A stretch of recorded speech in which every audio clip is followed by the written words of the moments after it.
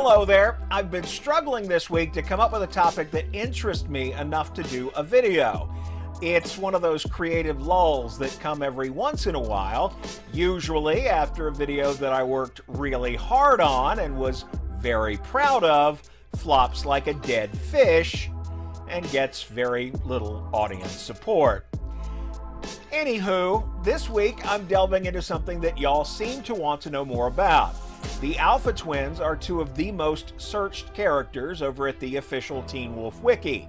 It's unclear to me what new information folks hope to glean about the pair, since their entire story, everything we know about them, happened on screen. But today, I'll dig into that story and put it all together so it's a bit more cohesive than the version we saw spread out over more than half a dozen episodes. I'll also take a look at one of the most talked about scenes in Teen Wolf's entire run, the infamous flesh wound that somehow killed Aiden.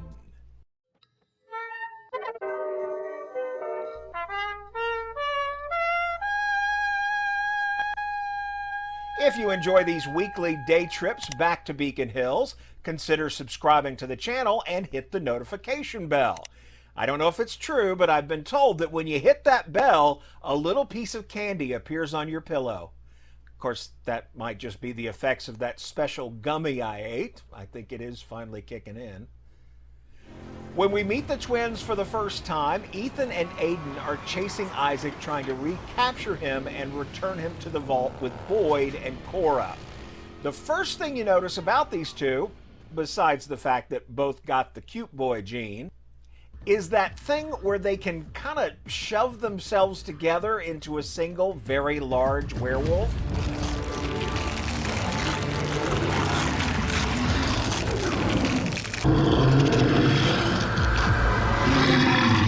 I'll get to that in a second, but first let's take it back to before they met Deucalion. Ethan explained that they were the lowest rung in their pack back then. They considered themselves the Omegas of the pack. You don't know what we owe them, especially Deucalion. We weren't like Kali and Ennis when we met him. We weren't alphas. What were you? Omegas. In actual wolf packs, Omegas are the scapegoat, the last to eat, the one who has to take the abuse from the rest of the pack. Yeah, just a quick correction. Current science suggests that there's no such thing as an Omega wolf in wild wolf packs. That concept of the low wolf or the odd man out within a pack only applies to wolves thrown together in captivity. Natural wolf packs are mostly family units and work together as a collective. Okay, where was I?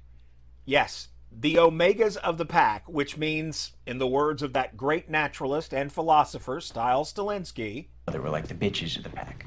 and according to Ethan, their pack was the absolute worst. They were killers. I mean, people talk about us as monsters. Well, they were the ones who gave us the reputation. And our alpha was the worst of them. We don't learn much more about them until season 5, and then all the information we get about the twins' pack is from an unreliable narrator. Theo, as part of his fake backstory of becoming a werewolf, claims that it was the twins' alpha that bit him. Now, Theo's fictional version of this guy is pretty badass. I mean, he apparently came to the skateboarding swimming pool already bloody. What is that about? Anyway, this is all apparently happening just before Deucalion met the twins. At the point when Bloody Claws shows up in Theo's fake backstory, the twins knew that they could merge, but according to Ethan, they couldn't control it. So Deucalion taught them how to control the merge, and the rest, as they say, is history. And then we fought. We took down the whole pack, one by one. And by the time we got to our alpha, he was begging for his life. And we tore him apart. Literally. And conveniently for Theo's fake backstory, the twins were on their killing spree right around the time he got bit. So the alpha that bit him was killed before he could return to claim Theo for his pack. Got another one of his pack a couple weeks later. Told me the alpha that bit me was killed by two of his own betas. They were twins. What else? Oh yeah, a couple of things about the merged form. Voltron wolf, you know? Yeah, what he said. It turns out that in the entire Teen Wolf universe, Ethan and Aiden are the only two twin werewolves to ever exhibit this ability.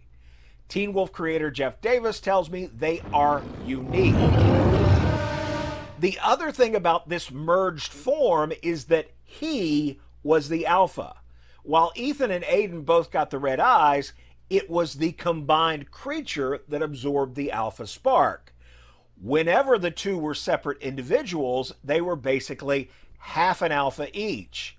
It's one of the reasons they could feel each other's pain. What's wrong? You hurt? Not me. My brother.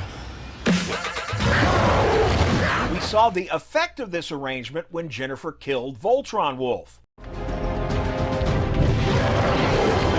That merged being actually died and the alpha spark was lost. The individual twins survived, but they could no longer merge because the merged form was dead. And they're no longer alphas because, again, the merged form was the alpha and the merged form is dead. So that's their story. They were always able to combine bodies, but they didn't know how to control it until Deucalion came along. They learned how and killed their pack and became alphas. They were killed by Jennifer in the combined form, and while the individuals were saved, Voltron is no more. What else? Oh, that stupid fatal stabbing at the end of season 3. Now, let me be clear on this point.